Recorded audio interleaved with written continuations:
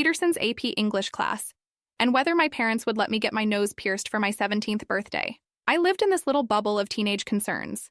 My biggest crisis was when my best friend Sarah and I got into a fight because she liked the same boy I did. We didn't talk for 3 whole days, and I thought my world was ending. 3 days. Can you imagine? I had it all planned out, you know? Graduate from Cedar Creek High School in May, hopefully as valedictorian, though Emma Chen was giving me serious competition in calculus. Then Texas A&M University for pre-veterinary studies. I'd already picked out my dorm room decorations on Pinterest. Pink and gold, very cute, very me. After college, I'd open my own veterinary clinic, probably somewhere in the hill country where the wildflowers bloom every spring. I'd specialize in large animals, horses, cattle, maybe some exotic rescues. I'd have a golden retriever named Biscuit, a chocolate lab named Mocha, and a house with a wraparound porch where I'd drink sweet tea and watch the sunset.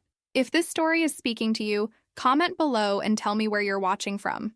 I'd love to know who's listening to this journey with me. I came from what people call a good family. Dad worked in insurance, Mom taught 2nd grade at the elementary school. We went to First Baptist every Sunday, said Grace before dinner, and my little brother Tyler and I fought over the last slice of pizza like it was a matter of national security. My parents worried about normal things. Dad fretted over the mortgage and whether Tyler would make varsity baseball. Mom stressed about parent-teacher conferences and making sure I didn't spend too much time texting boys. They had no idea that in 3 months, they'd be planning my funeral, then canceling it when their daughter came back from the dead. I thought I understood how the world worked. There were good people and bad people. Good things happened to good people mostly. Bad things were rare. Tragic accidents that happened to other families in other towns. You know, the kind of stories you see on the news and shake your head about before changing the channel. I believed in God, sure. Sunday school God. Prayer before meals God. The God who helped you find parking spaces and made sure you passed your chemistry test if you asked nicely. I had no idea I was about to meet the real God. The one who exists in dimensions I couldn't even imagine. 3 months ago, on what should have been an ordinary Tuesday night during spring break, everything I thought I knew about life, death, good, evil, justice, and mercy completely shattered. And in that shattering, I discovered something so beautiful, so terrible, so urgent that I couldn't keep it to myself, even if it means reliving the worst and best night of my life every time I tell this story. What I'm about to tell you isn't a dream. It wasn't a hallucination caused by blood loss or medications. It wasn't my brain creating comforting fantasies as it died. I know the difference between dreams and reality, and what happened to me was more real than anything I'd ever experienced in my 16 years of life. This is the story of how I died, what I saw on the other side, and why I came back with a message that could change everything. It was March 15th, 2024, a Tuesday. Spring break week, which meant freedom from school, but not from the part-time job I'd taken at Murphy's pet store to save money for college. I'd worked a 6-hour shift that day, cleaning kennels and helping customers choose the right food for their puppies. The weather was perfect, that kind of Texas spring evening where the air feels like a warm hug and the sky turns into a watercolor painting.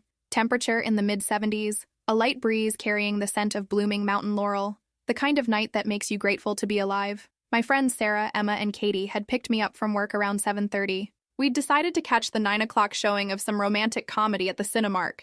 I can't even remember the name now, which seems crazy because 3 hours later I'd be dead. Sarah was driving her mom's Honda Civic, the one with the coexist bumper sticker and the air freshener that smelled like vanilla cupcakes. Emma rode shotgun, controlling the music from her phone, playing that Taylor Swift song that was all over TikTok. Katie and I sat in the back, sharing a bag of hot Cheetos and gossiping about who was dating whom at school. We were just girls, teenage girls doing teenage girl things, laughing too loud, singing off-key, taking selfies with ridiculous filters that gave us dog ears and flower crowns. Normal, innocent, alive. The movie was okay. Generic rom-com stuff. Boy meets girl, misunderstanding happens, grand gesture, happy ending. We made fun of the cheesy dialogue and threw popcorn at the screen during the kissing scenes. Typical Tuesday night entertainment for 4 high school juniors with nothing better to do. After the movie, around 11:15, we were all starving. That's how it is when you're 16. You can eat constantly and never gain weight. So we decided to hit up Mel's Diner on Highway 6, this little 24-hour place that looked like it was stuck in 1955, with red vinyl booths and a jukebox that still played actual records. The fluorescent sign out front buzzed like an angry wasp, casting this pink and blue glow over the parking lot. Inside, the black and white checkered floor was sticky with decades of spilled coffee and maple syrup. The waitress, a woman named Dolores, who looked like she'd been working there since the Eisenhower administration, called everyone Han and poured coffee that could wake the dead. We ordered way too much food. Chocolate chip pancakes, cheese fries, milkshakes thick enough to require serious suction power. We talked about prom dresses and college applications and whether Mr. Henderson's toupee fooled anyone. Girl talk. The kind of conversation that feels earth-shatteringly important when you're 16, but you can't remember a word of when you're older. It was almost midnight when we finally left. Sarah dropped Katie off first. She lived closest to the diner. Then Emma, whose house was about 10 minutes away. That left just Sarah and me for the final stretch to my place. We pulled into the parking lot of my apartment complex. Cedar Winds, a collection of two-story buildings painted beige and brown, trying very hard to look more expensive than they were.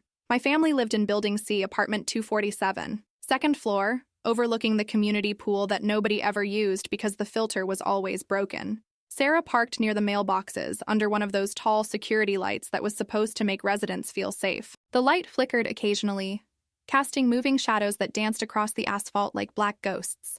I remember everything about that moment with perfect clarity. The smell of Sarah's vanilla air freshener mixing with the spring air. The sound of someone's television playing too loudly 3 buildings over. A dog barking in the distance. The soft click of my seatbelt as I unbuckled it. Text me when you get home, I told Sarah. It was our ritual. We always made sure everyone got home safely. You're literally 20 feet from your front door, she laughed. But okay, I'll text you from my driveway. I grabbed my purse. A small pink crossbody bag with barely anything in it.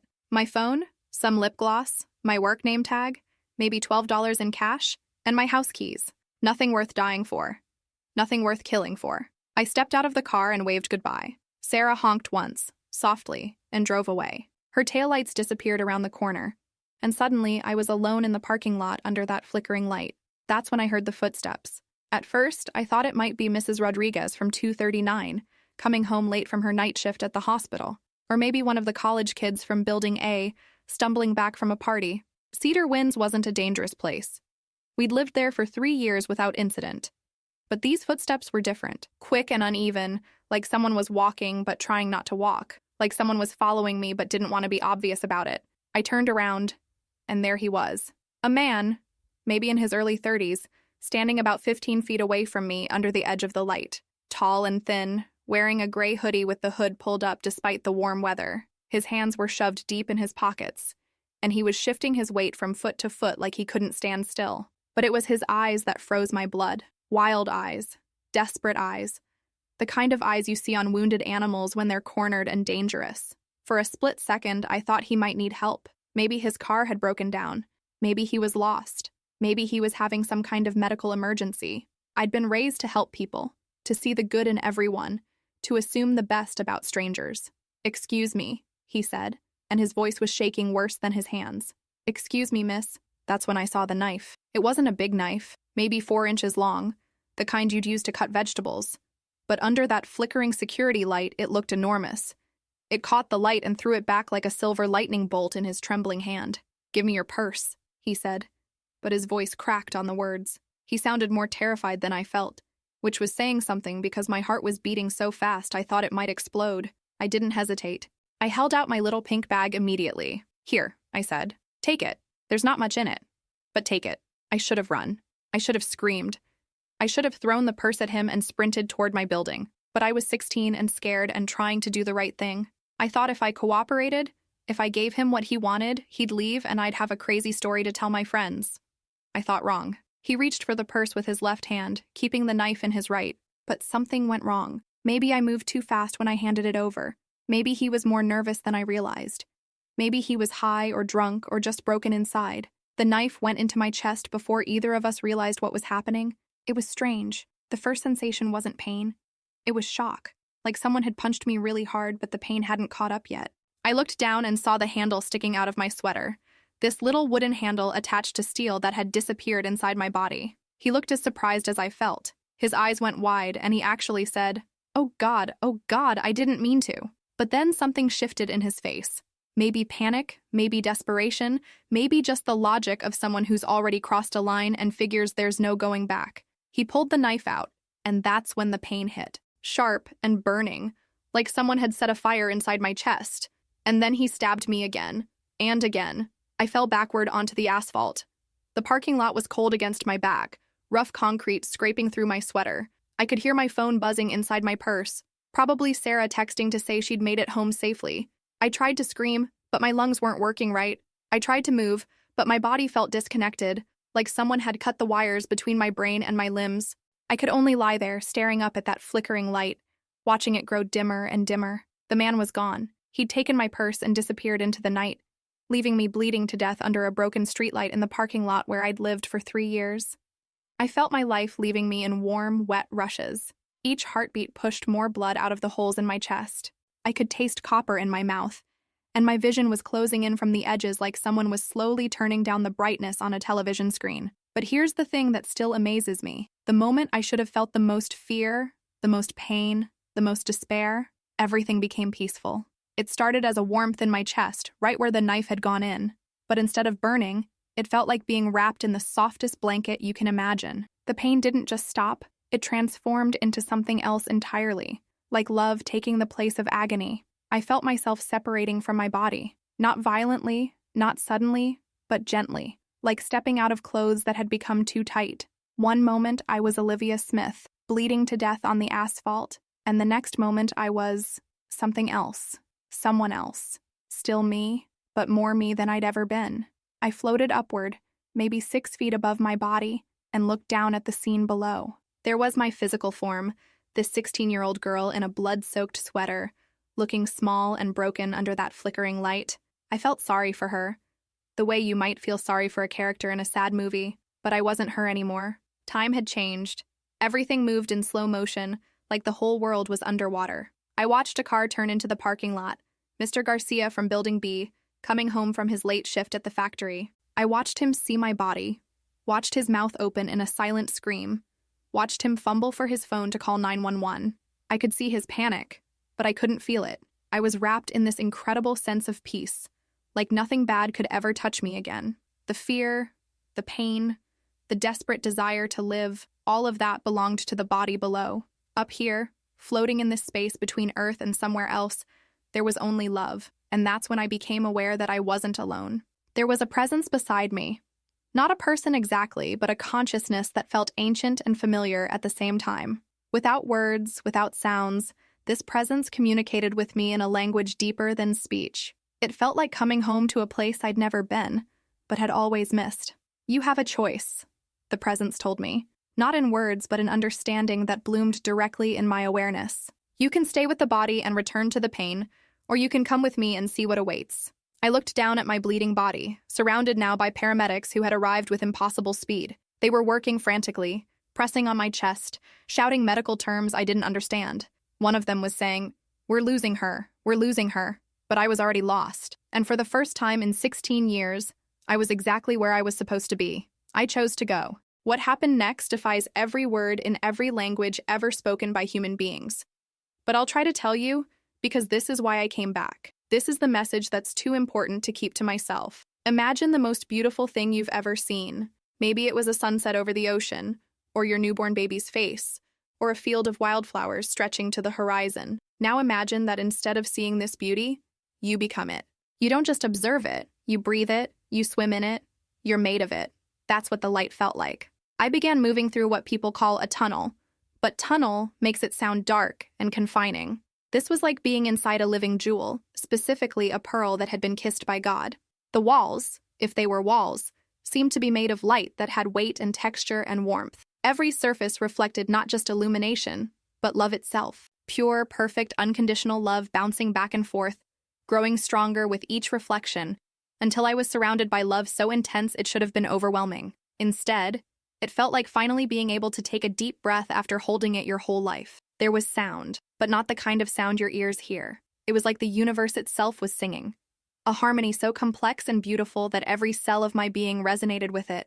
If you've ever heard a piece of music that made you cry without knowing why, imagine that feeling multiplied by infinity, and you'll start to understand what I was hearing. I wasn't walking or flying. I was being drawn forward by something that felt like the most irresistible invitation ever extended. Every moment of movement brought new wonders, colors that don't exist on Earth, patterns that told stories without words, fragrances that smelled like joy and tasted like peace. I realized I was no longer alone. Other beings moved alongside me, though beings isn't quite right either. They were consciousness wrapped in light, souls who had made this journey before me. I couldn't see their faces because they didn't have faces as we understand them, but I could feel their personalities, their stories, their love. One of them felt familiar, and suddenly I knew, my grandmother, who had died when I was 8. Grandma Rose, who used to make me chocolate chip cookies shaped like hearts, and who told me stories about angels when I was scared of thunderstorms. She didn't speak, but I felt her communication wash over me like warm sunshine. "Oh, sweetheart, you're not supposed to be here yet. But since you are, let me show you something wonderful." The love radiating from her was different from the universal love filling this space. This was personal, specific, the concentrated affection of someone who had watched me grow up and delighted in every milestone. I felt her pride when I took my first steps, her joy when I learned to read, her gentle amusement at my teenage dramatics. But there was something else in her communication, a kind of bittersweet knowing, like she understood something I didn't yet, like she knew this encounter was temporary, that my journey wasn't ending here but beginning somewhere else entirely. As we moved deeper into this pearl light space, I became aware that we were approaching something, not a destination exactly, but a presence so magnificent that even the angels, and I now understood that's what these beings were, seemed to glow brighter in anticipation. The light ahead grew more intense, but not in a way that hurt to look at. It was like watching the sun rise, but instead of burning your retinas, it healed them. Instead of being too bright to bear, it was exactly the brightness your soul had been searching for your entire life without knowing it. And then I saw him. I knew immediately who it was, even though I'd never seen him before. Not the Jesus from stained glass windows or children's picture books, not the gentle shepherd from Sunday school lessons or the suffering figure from crucifixes. This was Jesus as he truly is. He was sitting.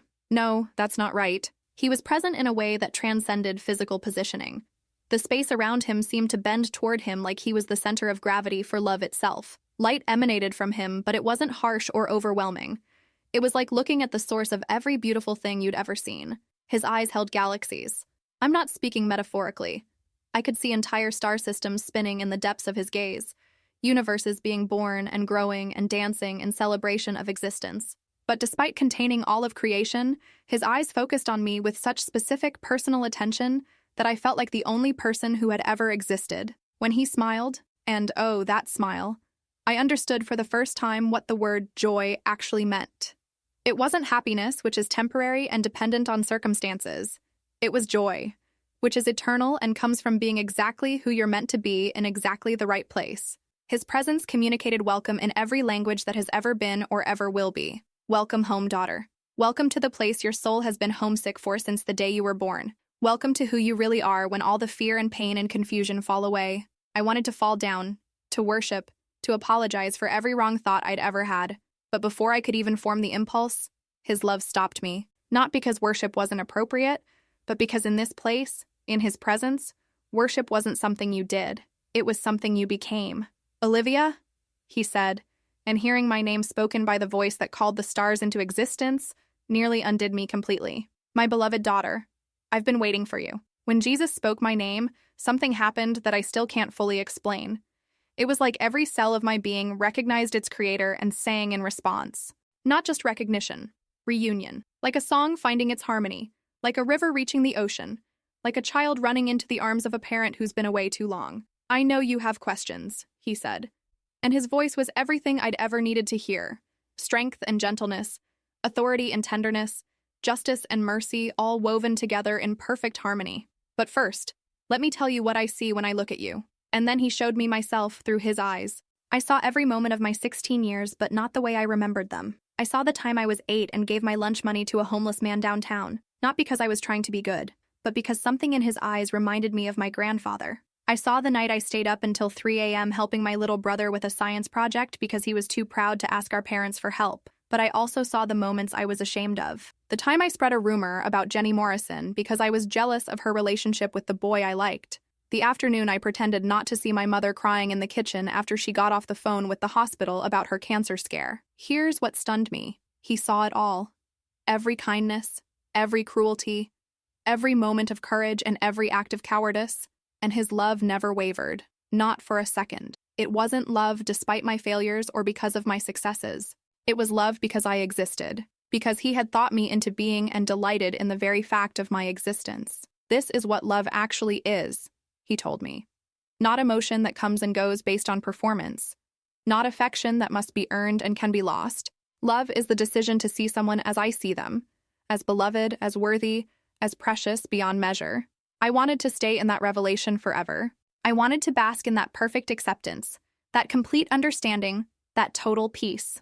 For the first time in my life, in my existence, I felt completely safe, completely known, completely loved. But then something shifted in his expression. Not disappointment, but a kind of gentle sadness, like someone who has to deliver difficult news to someone they care about. Olivia, he said, I need to show you something. Something that will help you understand why you're here, why this conversation is happening, and why you'll need to make a choice that will change everything. He gestured, and suddenly we weren't alone anymore. Standing beside us, but somehow also far away, was a figure I recognized immediately. It was him, the man who had killed me. But he wasn't the desperate, wild-eyed stranger from the parking lot. He was different. Younger, maybe. Cleaner, but also broken in a way that went deeper than physical appearance. He looked like someone who had been carrying a weight too heavy for any human soul to bear. His name is Michael, Jesus said softly. And before you see him as your killer, I want you to see him as my son. What Jesus showed me next changed everything I thought I knew about good and evil, about justice and mercy, about the nature of human souls, and the choices that shape eternity. He showed me Michael's life, not as a series of facts or events, but as a living experience. I didn't just see his story. I felt it, lived it, understood it from the inside out. I saw Michael at 6 years old, sitting in the corner of a filthy apartment while his parents screamed at each other. His father, drunk again, throwing a bottle that shattered against the wall inches from the little boy's head. His mother, high on something that made her eyes look like broken glass, forgetting to feed him for 3 days straight. I felt his hunger, not just for food, but for safety, for love, for someone to tell him he mattered. I experienced his confusion when the adults who were supposed to protect him became the source of his greatest fear. At 8, I watched him learn that love was just another word for control, that kindness always came with a price, that the only way to avoid being hurt was to become someone who couldn't be touched. At 10, I saw him discover that drugs could make the pain stop, at least temporarily. Not just physical pain from the beatings, but the deeper agony of believing he was worthless, unlovable, a mistake that the universe regretted making. But here's what broke my heart. Throughout his entire childhood, I saw these golden threads reaching toward him, streams of light that appeared whenever someone tried to show him kindness, whenever he had an opportunity to choose differently, whenever someone prayed for him.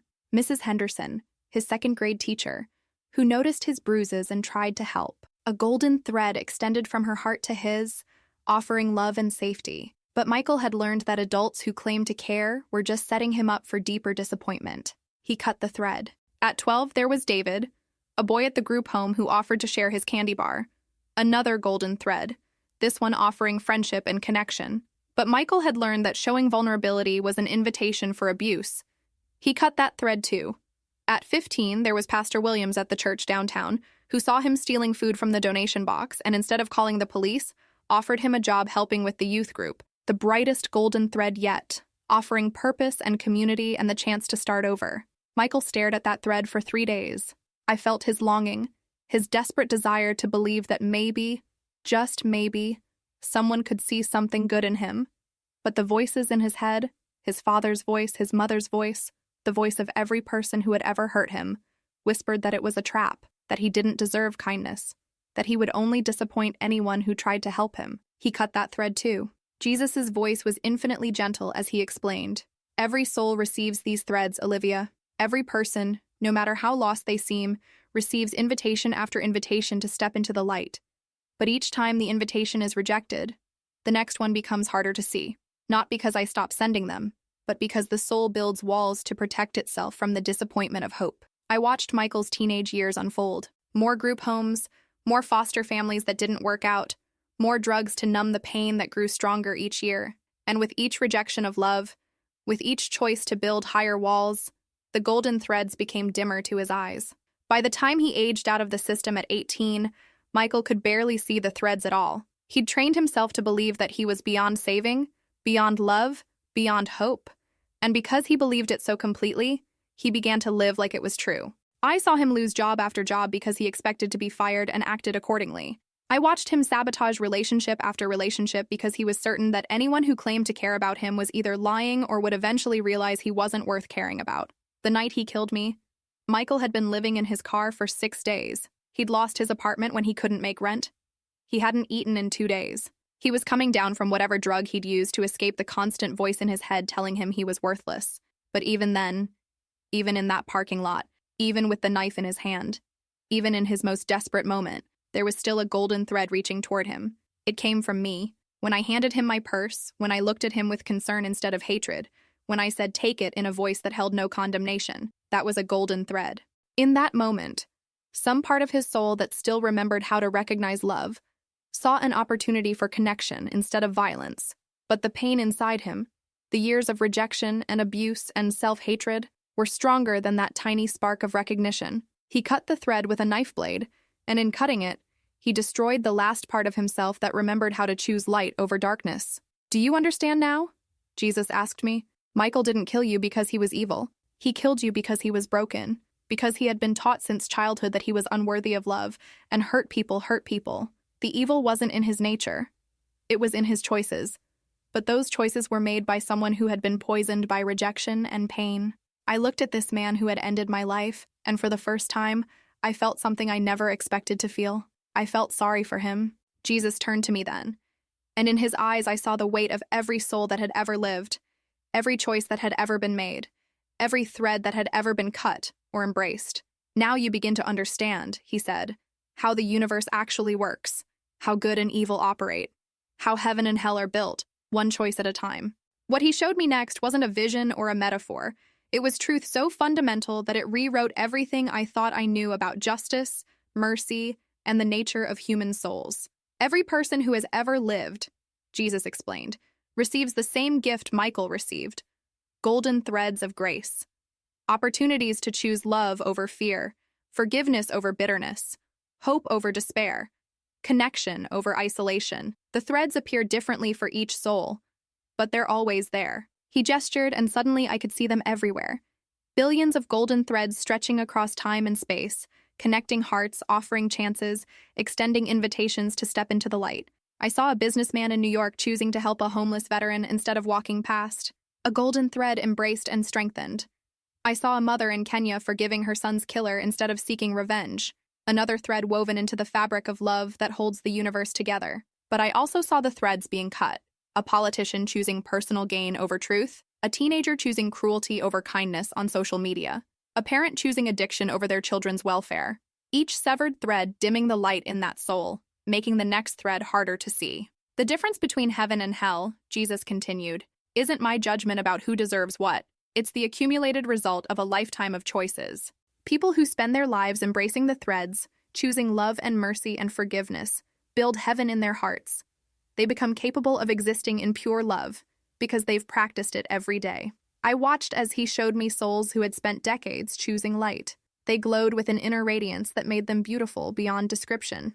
They moved through existence with grace and joy and peace because they had trained themselves to recognize and receive love in all its forms. But those who spend their lives cutting the threads, he said sadly, build hell in their hearts. Not because I punish them, but because they become incapable of receiving the love that surrounds them always. They create their own torment by rejecting the very thing that could heal them. I saw other souls, people who had spent years nurturing bitterness, feeding on anger, choosing hatred over healing. They were twisted, dark, isolated not by external punishment, but by their own choices. The love of God surrounded them just as completely as it surrounded everyone else. But they had trained themselves not to see it, not to receive it, not to believe they deserved it. Michael is in hell right now, Jesus told me, and his voice carried infinite sadness. Not because I sent him there, but because he has spent so many years believing he is unworthy of love that he cannot accept it, even when it's freely offered. He sits in the presence of perfect love and experiences it as judgment because he has forgotten how to recognize grace. The weight of that truth hit me like a physical blow. This broken man who had killed me wasn't being tortured by demons or burning in literal fire. He was surrounded by the same love that I was experiencing, but his years of pain and poor choices had made him incapable of receiving it. But here's what I need you to understand, Jesus said. his voice taking on an urgency that made the very air around us vibrate with importance. The threads never stop coming. Even now, even in hell, Michael is still receiving invitations to accept love, to choose healing, to step into the light. And if he ever, even for a moment, chooses to embrace one of those threads instead of cutting it, everything changes. Hell is not a permanent sentence, Olivia. It's a self-imposed prison that can be unlocked at any moment by a single choice to receive love instead of rejecting it. But the longer someone stays there, the harder it becomes to remember that the key is in their own hand. I felt tears that weren't physical tears streaming down a face I no longer possessed. The justice of it was perfect, and the mercy of it was infinite. Everyone gets exactly what they choose, but everyone also gets unlimited opportunities to choose differently. This is why I'm showing you this, Jesus said, because your world is full of people who are cutting their threads without understanding what they're doing. They think bitterness protects them, but it's actually building walls that keep love out. They think anger gives them power, but it's actually giving power to the very things that hurt them. He gestured again, and I could see Earth, my beautiful broken planet, surrounded by billions of golden threads reaching toward every human heart. But I could also see how many of those threads were being systematically cut by people who had forgotten how to recognize love when it appeared. What Jesus showed me next made me understand why my death and my return was so important. Why this message couldn't wait, couldn't be delivered by someone else, couldn't be kept to myself. He showed me America in the year 2024, and what I saw broke my heart. I saw families sitting around dinner tables, but instead of talking to each other, they were staring at screens, consuming anger like it was entertainment. Parents and children in the same house but living in completely different worlds, connected to strangers on the internet but disconnected from the people who loved them most. I watched teenagers, kids my own age, choosing cruelty over kindness because being mean got more likes and comments than being nice. I saw them cutting their own golden threads with every harsh word, every act of cyberbullying, every moment they chose to participate in tearing someone else down instead of building them up. But it wasn't just young people. I saw adults, people who should know better, allowing political differences to destroy friendships that had lasted decades. I watched neighbors who had helped each other through hurricanes and heartbreaks suddenly treating each other like enemies because they voted for different candidates or believed different things about healthcare or immigration. I saw Thanksgiving dinners ending in shouting matches, Christmas celebrations ruined by arguments about current events, weddings where family members refused to speak to each other, funerals where grief was overshadowed by old grudges and new resentments. The golden threads were there, opportunities to choose understanding over judgment, compassion over contempt, love over hatred, but they were being cut faster than they could appear, severed by people who had convinced themselves that being right was more important than being kind. I watched a father disown his son for coming out as gay, cutting a thread that had been glowing with love for 23 years. I saw a mother choose her political party over her relationship with her daughter, severing connections that were meant to last forever. I witnessed churches, places that should have been havens of grace, splitting apart over issues that had nothing to do with love and everything to do with control. The same poison that had slowly destroyed Michael was spreading everywhere, not through violence. Most people would never physically hurt someone else, but through bitterness, through unforgiveness, through the slow death of mercy in human hearts. Do you see? Jesus asked me. The darkness spreads not through evil people doing evil things, but through good people choosing small cruelties over small kindnesses, through families prioritizing being right over being loving, through communities that worship their anger more than they worship me. I saw social media platforms designed to amplify outrage and division, algorithms that fed people exactly the kind of content that would make them angrier, more afraid, more convinced that anyone who disagreed with them was not just wrong, but actually evil. I watched a grandmother in Ohio stop talking to her granddaughter because they disagreed about mask mandates. I saw brothers in Texas who hadn't spoken in 2 years because of an argument about the 2020 election. I witnessed a book club in California dissolve because members couldn't discuss literature without fighting about politics. Everywhere I looked, people were choosing sides over solutions, ideology over relationships, being right over being reconciled. They were cutting their golden threads with scissors made of pride, anger, fear, and the desperate need to be validated in their beliefs. But here's what made it even more heartbreaking. Most of these people thought they were doing the right thing. They believed their anger was righteous, their judgment was justified, their refusal to forgive was actually a form of justice. They had no idea they were slowly poisoning their own souls, building hell in their hearts one bitter choice at a time. This is why I'm sending you back, Jesus said, and his voice carried the weight of eternity. Not to judge them. They're judging themselves quite effectively, not to condemn them. They're already living in the condemnation they've created, but to remind them that there's another way. He showed me the alternative. Families choosing love over politics, neighbors helping each other despite their differences, young people using social media to build up instead of tear down, communities where people disagreed strongly about important issues but refused to let those disagreements destroy their relationships. I saw a conservative pastor and a liberal activist working together to feed homeless veterans, their theological differences taking a backseat to their shared commitment to service. I watched a Republican grandmother and her Democratic granddaughter choosing to focus on their love for each other instead of their political disagreements. I witnessed online communities where people practiced radical kindness, where disagreement was met with curiosity instead of condemnation.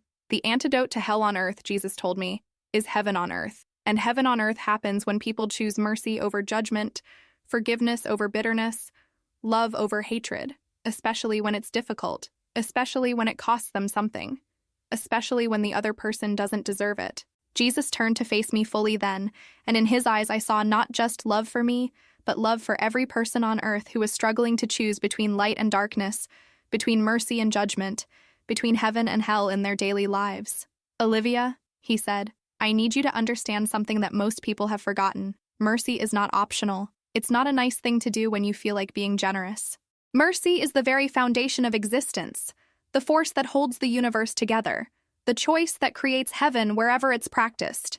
He gestured, and I could see the mechanics of mercy operating throughout creation. Every act of forgiveness sent out ripples of light that touched other hearts, creating new opportunities for grace. Every choice to love someone who didn't deserve it generated golden threads that reached toward souls who had given up hope. When someone chooses mercy, Jesus explained, they don't just heal their own heart. They participate in healing the world. They become co-creators with me in the ongoing work of redemption.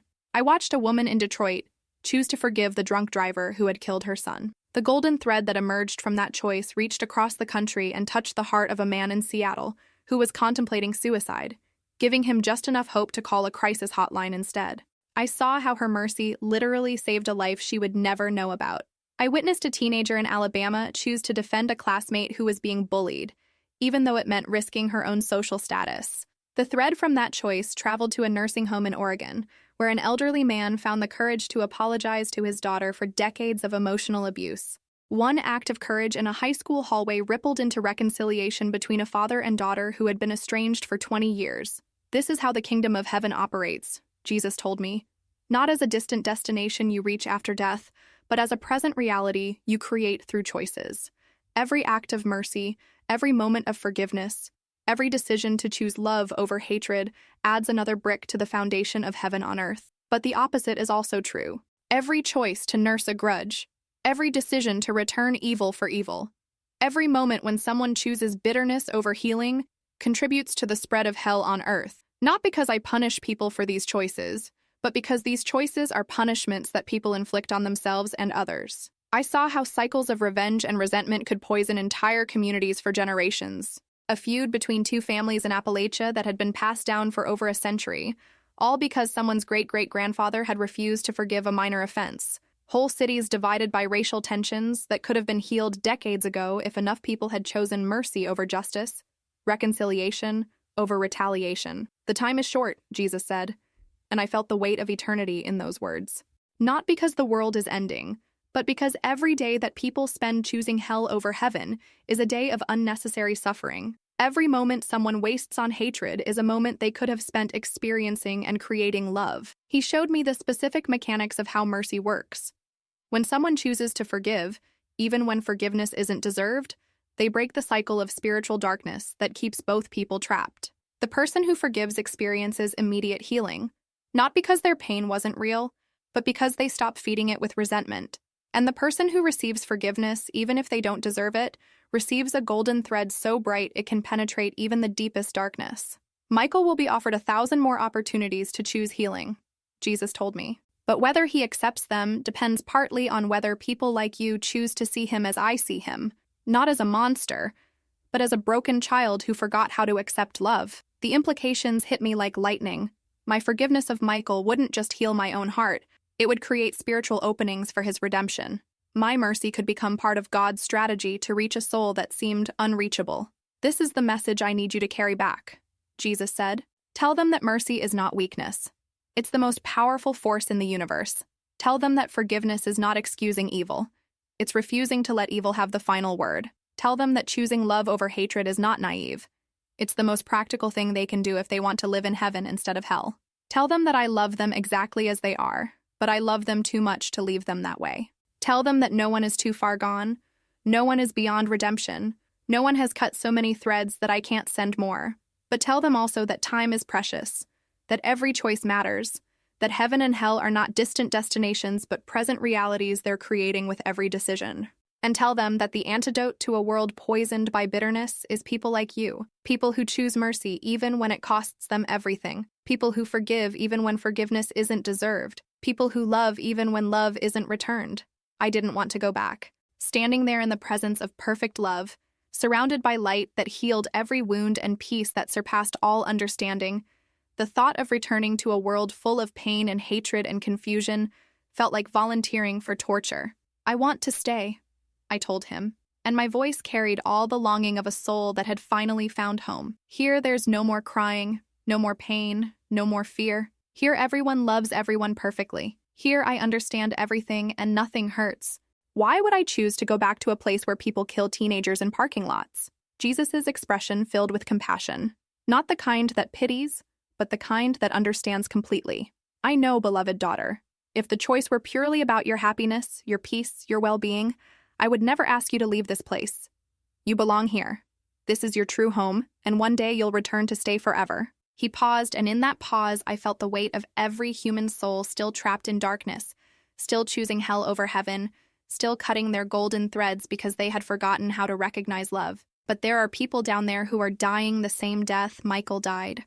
Not physical death, but spiritual death. They're slowly poisoning themselves with bitterness and hatred and unforgiveness, and they don't know how to stop. They need to hear this message from someone who has been where you've been, someone who has seen what you've seen. He gestured, and I could see Earth below us, billions of lights representing human souls. Some were bright with love and mercy, but so many were dim with anger and resentment.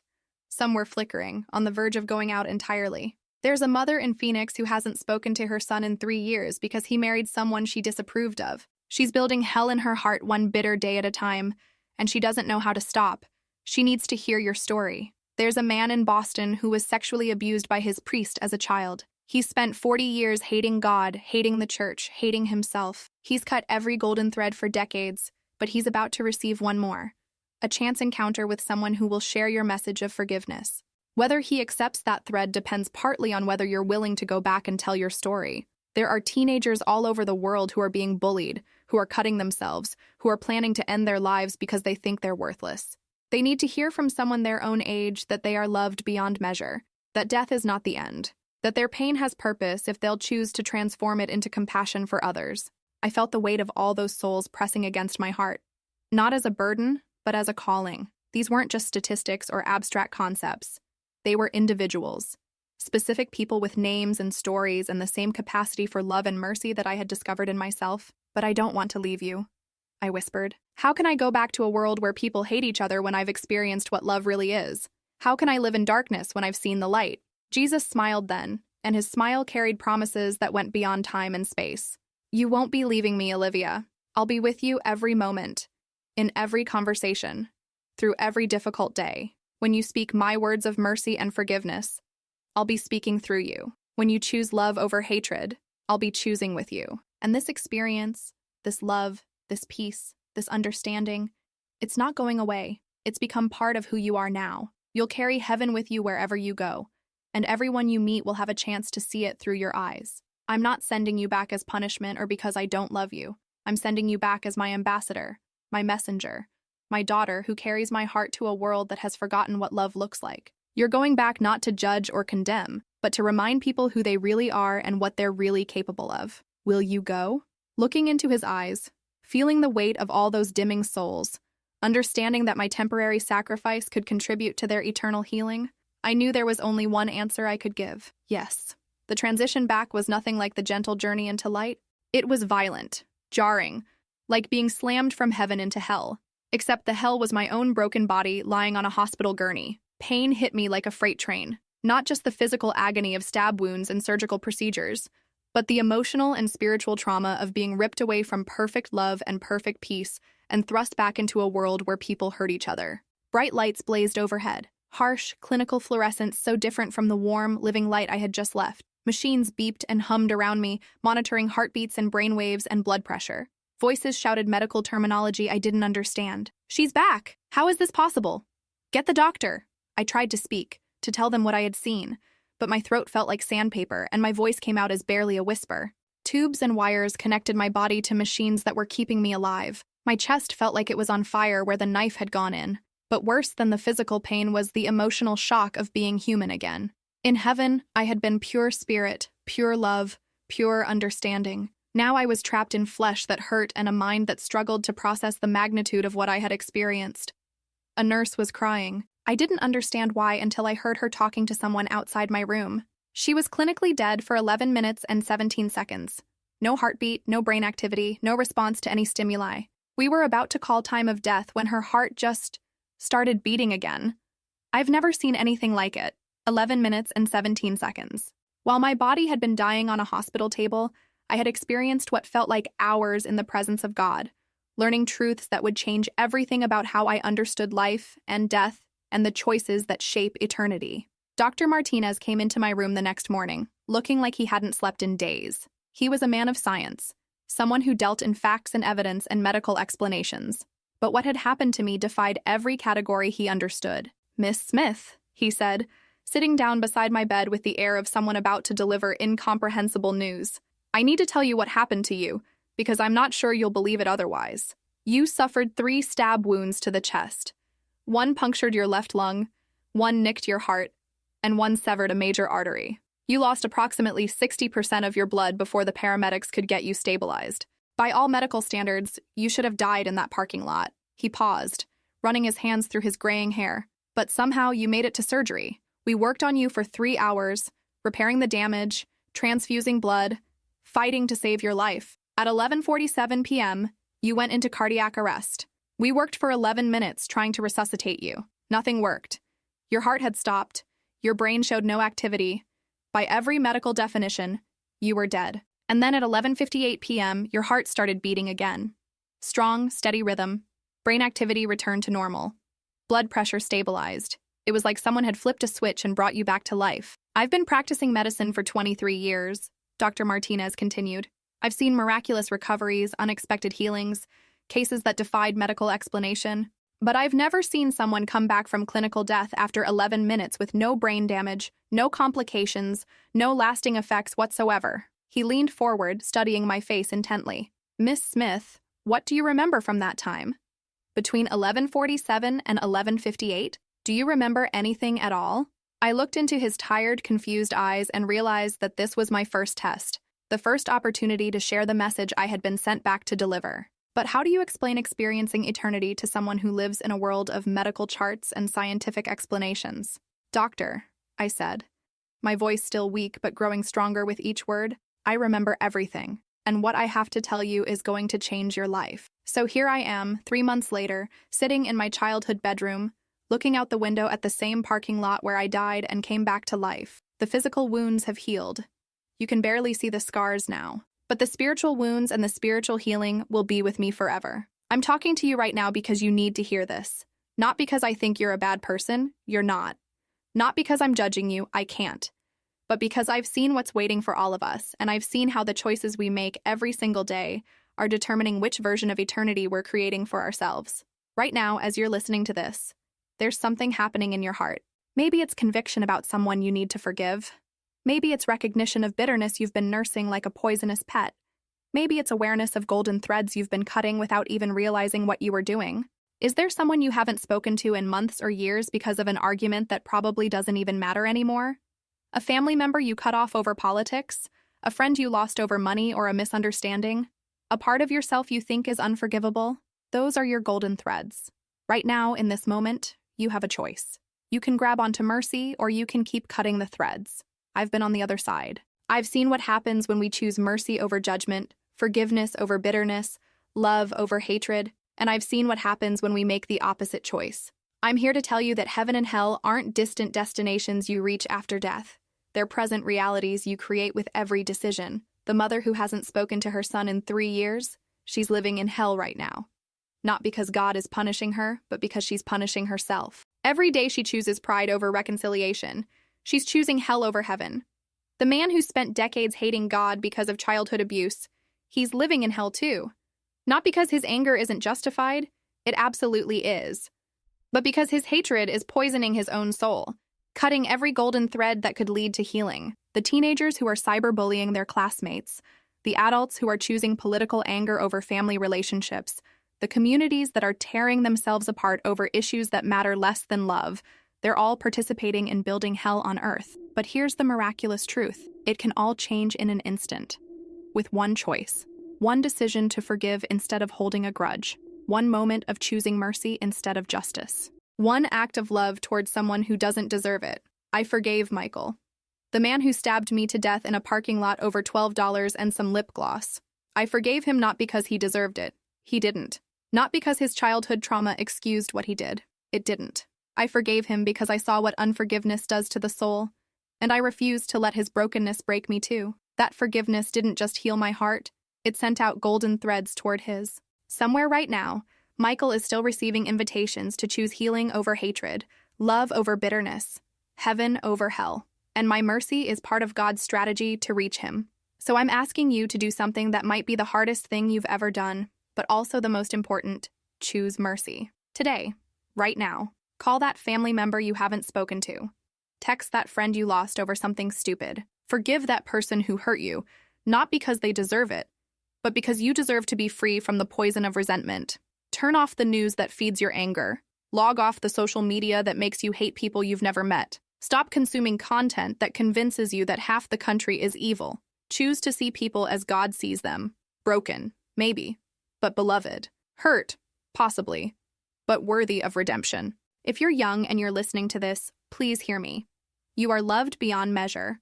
Whatever you've done, whatever's been done to you, whatever you think about yourself, you are precious and valuable and worth saving. The voice in your head that tells you you're worthless is lying. The feelings that make you want to hurt yourself or someone else are not the truth about who you are. If you're older and you're listening to this, please remember, it's never too late. You haven't cut so many golden threads that God can't send more. You haven't made so many mistakes that mercy can't reach you. You haven't hurt so many people that forgiveness is impossible. I've seen the other side, and I promise you this. Every act of mercy matters. Every choice to forgive creates ripples that reach souls you'll never know about. Every decision to choose love over hatred participates in healing the world. You don't have to be perfect. You don't have to fix everything that's wrong with your life or your relationships or your community. You just have to make one different choice. Choose mercy instead of judgment. Choose forgiveness instead of bitterness. Choose love instead of hatred. Because here's what I learned when I died. Time is precious. Not because the world is ending, but because every day you spend in hell is a day you could have spent in heaven. Every moment you waste on anger is a moment you could have used for love. Hell is real. I didn't see it as a place of literal fire and demons, but as a state of existence where people are surrounded by perfect love, but unable to receive it because they've trained themselves to reject it. It's the most tragic thing imaginable. Souls sitting in the presence of God, but experiencing it as torment because they've forgotten how to accept grace. But heaven is real too. And it's not just a destination you reach after death. It's a reality you can experience right now, today, in this moment, by choosing to receive and give the love that surrounds you always. Don't wait. Don't assume you have tomorrow. Don't tell yourself you'll deal with that broken relationship or that bitter feeling or that unforgiving heart next week or next month or next year. Choose mercy today. Choose forgiveness today. Choose love today. And if this message has touched your heart, if something in this story has spoken to your soul, please don't keep it to yourself. Share it with someone who needs to hear about mercy. Share it with someone who's drowning in bitterness. Share it with someone who's forgotten that they are loved beyond measure. Remember, you are God's beloved child. You are worthy of love, capable of mercy, and designed for heaven. The golden threads are reaching toward you right now. All you have to do is choose to grab them instead of cutting them. The choice is yours. Heaven or hell. Mercy or judgment. Love or hatred. Choose mercy. Choose forgiveness. Choose love. Choose heaven. Because you are never too far gone to come home.